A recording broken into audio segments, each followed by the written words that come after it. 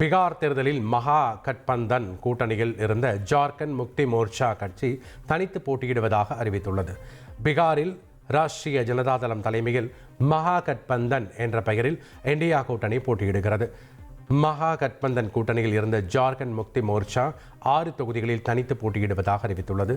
மக்களின் நலனுக்காக தங்களது வழியில் செல்ல முடிவு செய்துள்ளதாக அந்த கட்சி தெரிவித்துள்ளது. இதனால் காங்கிரஸ் மற்றும் ஆர்ஜேடி கட்சியினர் அதிர்ச்சியில் உள்ளனர்.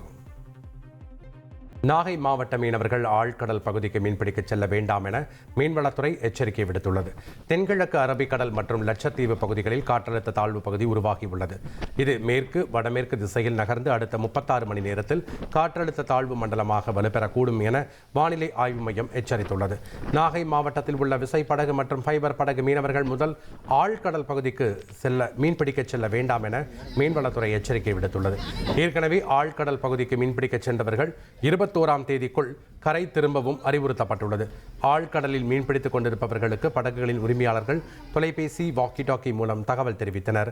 நாகை, அக்கரப்பேட்டை, கிச்சாங்குப்பம், கல்லார் பகுதிகளைச் சேர்ந்த மீனவர்கள் அவசரமாக கரை திரும்பினர்.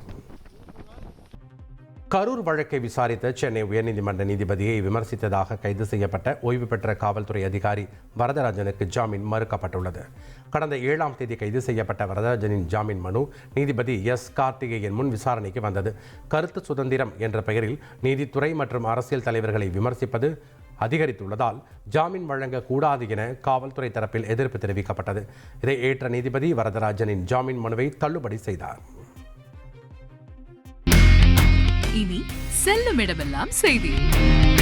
தந்தை டிவியின் வாட்ஸ்அப் சேனலை ஃபாலோ பண்ணினா செல்லருக்கும் இடமெல்லாம் செய்தி. இதோ QR கோட் இப்பவே ஸ்கேன் பண்ணுங்க, ஃபாலோ பண்ணுங்க.